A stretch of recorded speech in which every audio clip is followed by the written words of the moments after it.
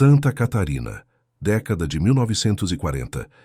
Nas colinas verdes onde o café e o milho cresciam em abundância, uma família inteira acreditava ter encontrado prosperidade. A fazenda dos Vieira era conhecida em toda a região. Terras férteis, gado saudável e uma casa grande que servia de referência para viajantes. Mas por trás das colheitas fartas e do nome respeitado, escondia-se um veneno lento, a ambição. Tudo começou com a morte do patriarca. Antônio Vieira, homem de palavra dura, deixou para trás uma fortuna em terras e cabeças de gado. No testamento, escrito às pressas, não havia clareza sobre a partilha. O que deveria ser luto se transformou em disputa. Irmãos que antes dividiam a mesma mesa agora se encaravam como inimigos. As reuniões em família, que antes eram regadas a vinho e cantoria, passaram a ser encontros de acusações. O pai queria que essa parte fosse minha, gritava um. Não vou entregar o que plantei com minhas próprias mãos, retrucava outro. A herança se tornou maldição, e cada hectare virou motivo de ódio. Os vizinhos assistiam em silêncio, sabendo que aquilo não terminaria bem. No sertão catarinense, discussões por terra nunca ficavam só nas palavras. O que começa no grito, cedo ou tarde, termina no disparo. E foi exatamente isso que aconteceu. Um almoço de domingo com todos reunidos para tentar resolver a divisão terminou em tragédia.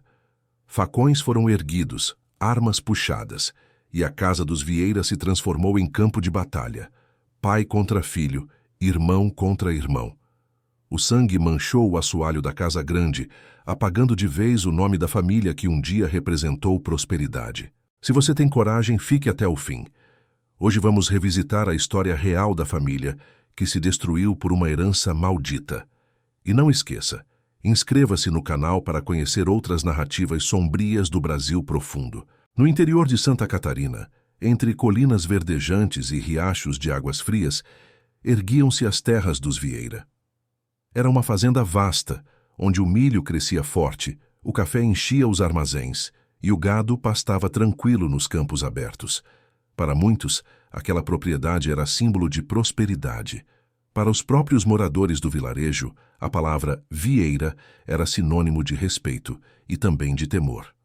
O patriarca, Antônio Vieira, havia construído tudo com mãos de ferro. Viera do nada, enfrentando geadas, dívidas e até disputas armadas com vizinhos.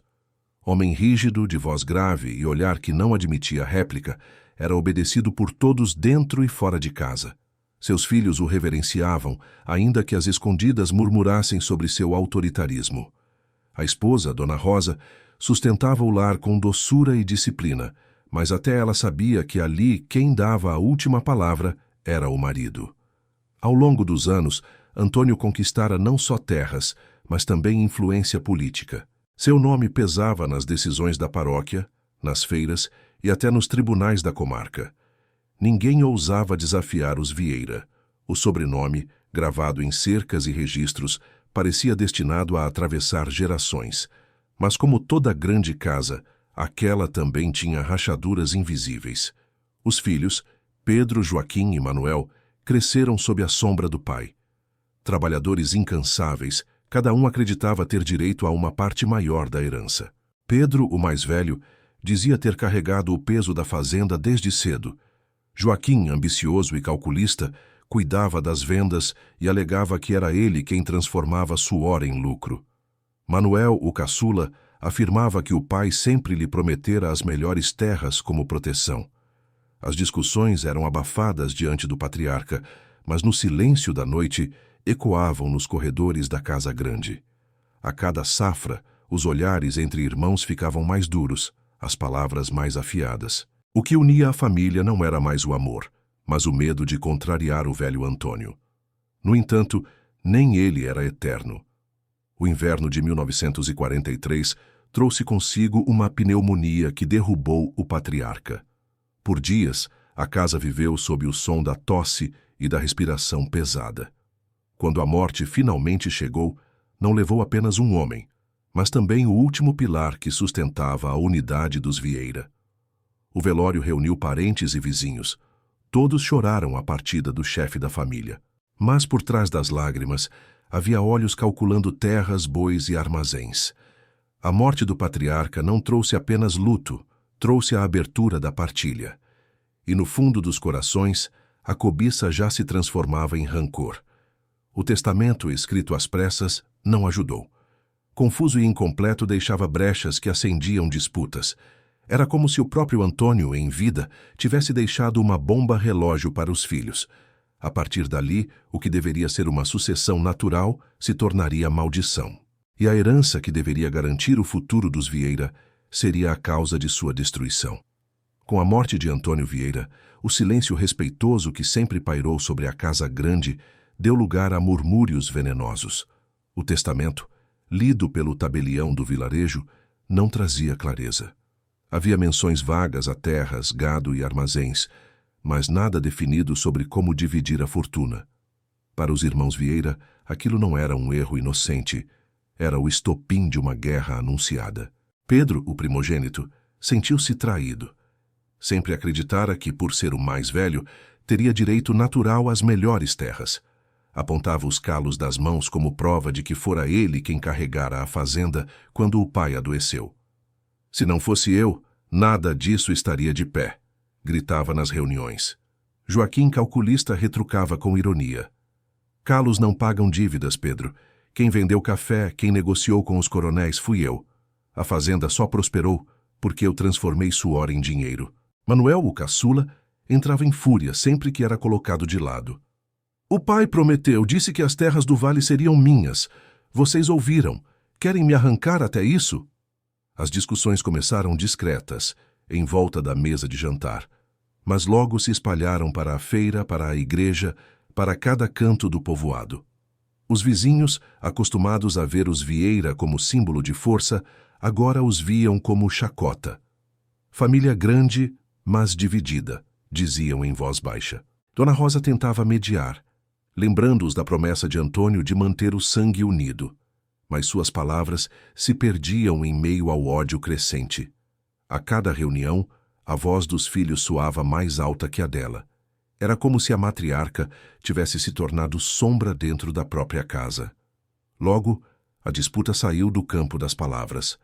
Cercas começaram a ser derrubadas no meio da noite. Bois sumiam dos pastos e reapareciam no curral de outro irmão. Ferramentas de lavoura eram quebradas de propósito. Plantações incendiadas.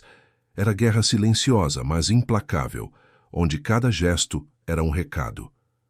Aqui não há irmãos, só inimigos. O povoado assistia, dividido. Alguns apoiavam Pedro, o trabalhador incansável. Outros viam Joaquim como o verdadeiro sucessor. Poucos apostavam em Manuel, considerado impulsivo demais, mas todos sabiam que, em Santa Catarina, disputas de terra nunca acabam em tribunais. Terminam no cano de uma arma. O padre Clemente tentou intervir, chamando os irmãos para uma conversa. Falou de fé, de união, de perdão, mas sua voz soou fraca diante de corações já endurecidos. Pedro saiu da igreja cuspindo no chão, dizendo: quem resolve isso não é Deus, é a pólvora. E assim a herança que deveria garantir o futuro da família se transformava em maldição. A cada dia, os Vieira afundavam mais no ódio, e todos sabiam que cedo ou tarde o sangue correria no assoalho da casa grande. O domingo amanheceu sereno no Vale dos Vieira. O cheiro de café fresco se espalhava pela casa grande, misturado ao de pão assando no forno a lenha. Dona Rosa havia pedido que todos os filhos viessem para o almoço. Acreditava, com fé desesperada, que um dia de mesa farta e oração poderia reacender a união entre eles. Mas a mãe não sabia que, por trás dos sorrisos falsos e do cheiro de comida, o rancor já fervia como panela esquecida no fogo.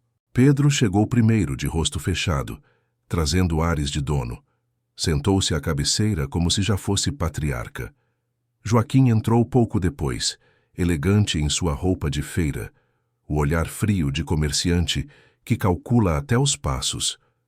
Manuel foi o último, com expressão dura, a mão sempre perto do cinturão onde carregava o facão herdado do pai. A mesa se encheu de pratos, galinha caipira, feijão tropeiro, mandioca cozida. Mas o ambiente tinha gosto de veneno. O silêncio inicial logo deu lugar a provocações. Joaquim, com um sorriso irônico, disparou. É curioso ver Pedro sentado na cabeceira. Acha mesmo que é herdeiro só porque sabe suar? Pedro bateu a mão na mesa. Melhor suar na enxada do que enganar coronel em venda de café adulterado. Manuel não se conteve. Vocês dois brigam como cães famintos, mas quem o pai prometeu as terras do vale foi a mim. Nem mortos vocês vão me arrancar isso. As palavras ecoaram como tiros.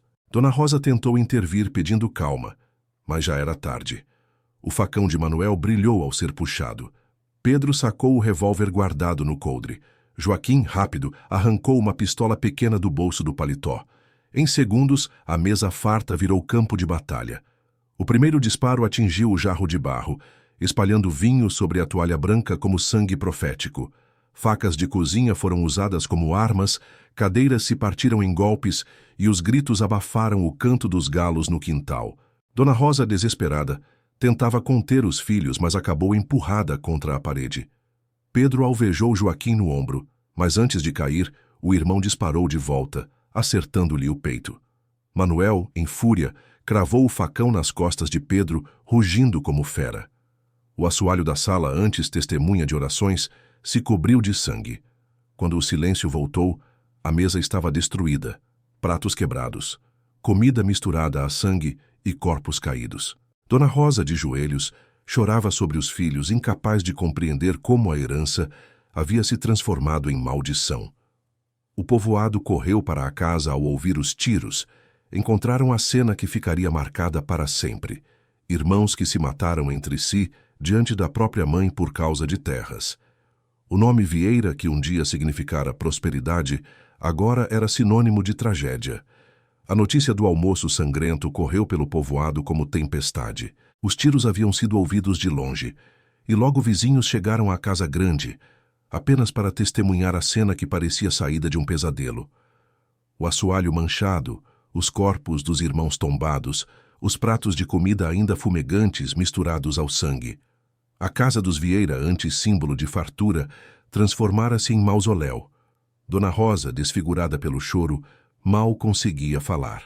Seu olhar perdido vagava entre os corpos dos filhos, como se esperasse que se levantassem e retomassem a briga, como se a tragédia não fosse real.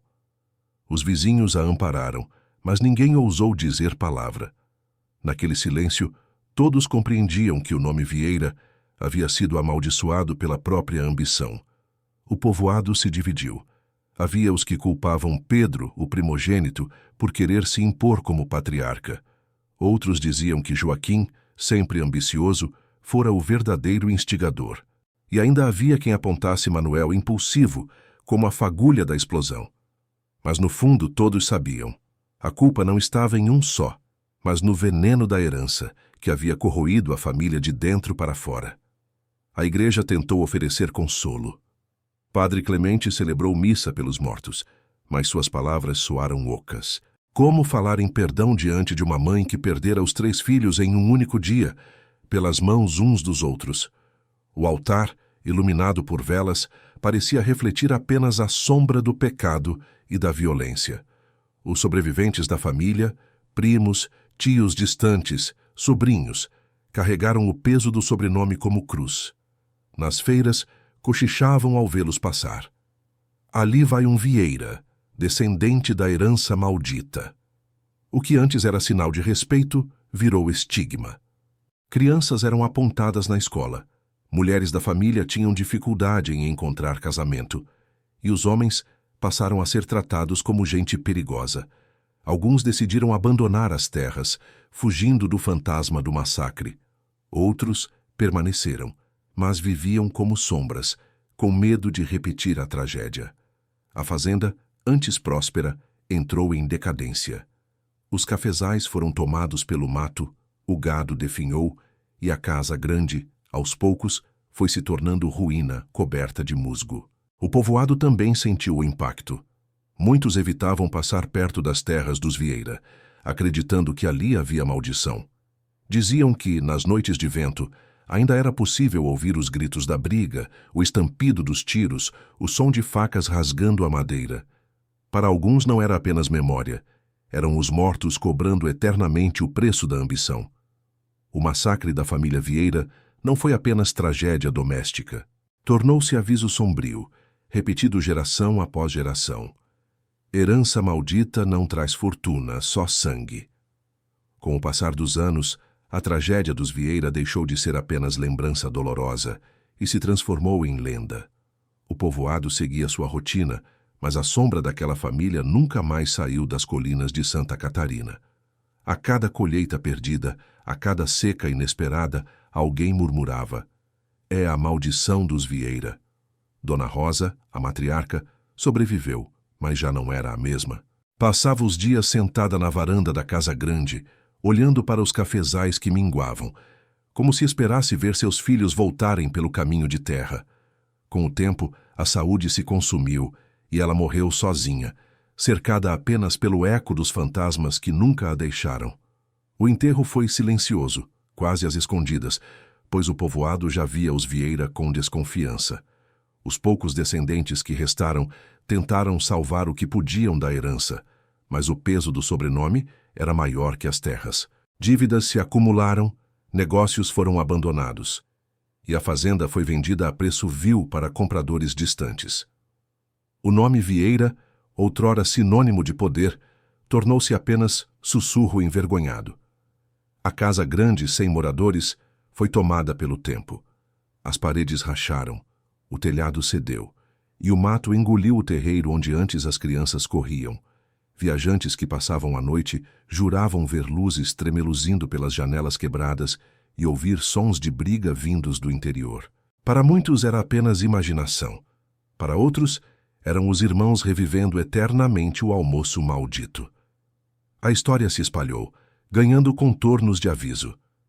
Em vilas vizinhas, pais contavam aos filhos: "Não deixem a ganância dividir vocês, ou acabarão como os Vieira." O massacre virou espécie de parábola sombria, um lembrete cruel de que a riqueza pode ser maldição quando misturada ao orgulho. No entanto, mesmo transformada em lenda, a tragédia ainda carregava detalhes que ninguém esquecia. O sangue derramado no assoalho da sala nunca desapareceu completamente. Por mais que tentassem lavar, sempre restava uma mancha escura, teimosa, como cicatriz da madeira. Até hoje, quem visita as ruínas da casa jura que a mancha ainda está lá, resistindo ao tempo e à poeira. No fim, os Vieira não foram derrotados por inimigos externos, nem por coronéis ou pistoleiros. Foram destruídos por si mesmos, devorados pela ambição e pelo rancor. A herança que deveria garantir o futuro apagou o próprio nome da família. E assim, no coração de Santa Catarina, o massacre dos Vieira ficou marcado como um dos episódios mais sombrios do Brasil profundo. A história real de uma família que se destruiu por uma herança maldita, transformando terra fértil em chão de sangue e silêncio eterno. O massacre dos Vieira não foi apenas uma tragédia familiar. Foi a prova de que a ambição, quando alimentada pelo orgulho, tem força para destruir até os laços mais sagrados, os de sangue. Em Santa Catarina, uma herança que deveria garantir prosperidade se tornou maldição. A mesa de jantar virou campo de batalha e a casa grande, antes símbolo de fartura, terminou como ruína assombrada. A história ecoou pelo tempo como aviso. Famílias que ouviram sobre o destino dos Vieira passaram a temer a divisão de terras, a desconfiar do peso da ganância, porque o que aconteceu naquela casa não ficou restrito a um domingo sangrento. Foi repetido em cochichos de feira, em sermões de igreja, em conversas de beira de fogão. Tornou-se lenda, mas uma lenda enraizada em dor verdadeira. No fim, não houve vencedores. Os irmãos tombaram, a mãe morreu de desgosto, e os descendentes se dispersaram, apagando o nome que um dia dominou o vale. A mancha de sangue no assoalho permanece como cicatriz eterna, lembrando que a herança dos homens pode ser peso maior do que bênção. Se essa história lhe causou impacto, inscreva-se no canal. Aqui, revelamos as narrativas mais sombrias e esquecidas do Brasil profundo.